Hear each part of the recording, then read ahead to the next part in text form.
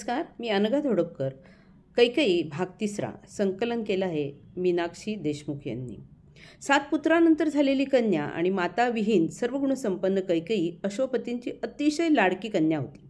एकुलती एक लाडकी कन्या आपल्यापासून दूर जात असल्याचं विरह दुःख पिता आणि ज्येष्ठ बंधू युधाजितला झालं. जड आणि भरल्या अंतःकरणानं तिची सासरी रवानगी झाली. 6-7 दिवसांच्या प्रवासानंतर नवदाम्पत्य अयोध्या नगरीत प्रवेशलं.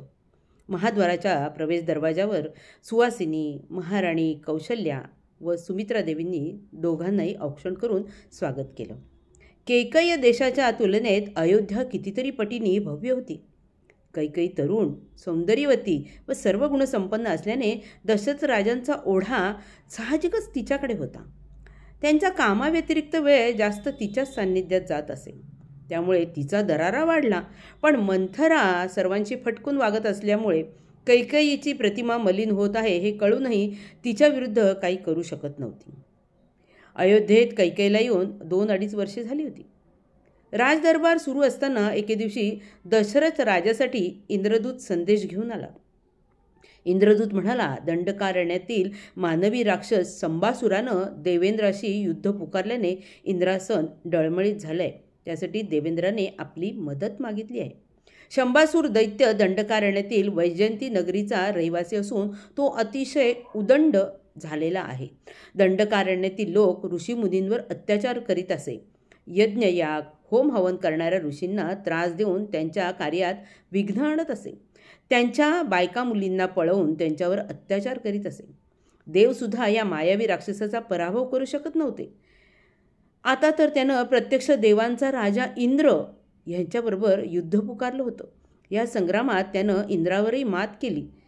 इंद्राचे वज्र देखील त्याचेवर चालत नव्हते. म्हणूनच त्यांनी राजा दशरथांना मदत मागितली होती.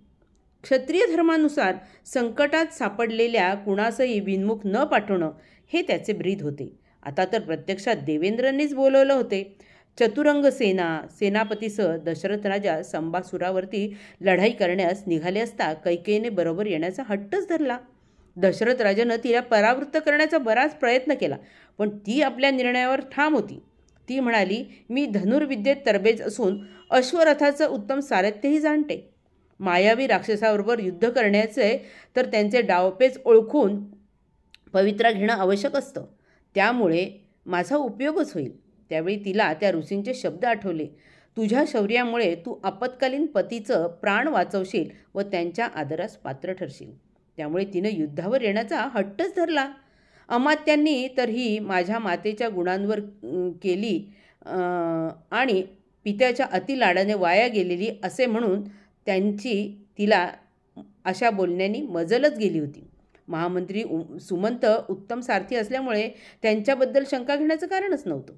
युद्धात सारथ्य तेच करणार होते.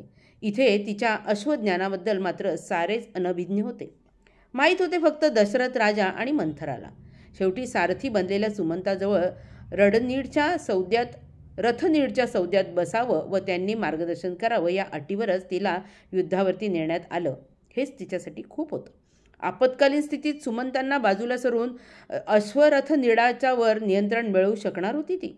दक्षिणेतील दंडकारण्यातील वैजयंती नगरीवर दशरथ महाराज चालून गेले.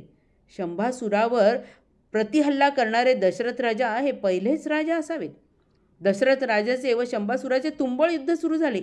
शंभासूर हा कसलेला सेनानी आणि मायावी युद्धात प्रवीण होता. तो आपले मायावी अस्त्र-शस्त्र वापरून अयोध्येच्या चतुरंग सैन्याला हैराण करीत होता. दशरथ महाराजांनी आपली सारी धनुर्विद्या पणास लावली होती, पण त्याचेवर काहीच परिणाम होत नव्हता. राजांच्या मारापुढे तो थोडी माघार घेत असे, पण पुन्हा दुप्पट जोमानं आक्रमण करत असे. त्याच्यावर कसे नियंत्रण मिळवावे या विचारात क्षणकाल गुंतले असे पाहून त्याच क्षणाचा फायदा संबासुरानं घेतला. धन्यवाद.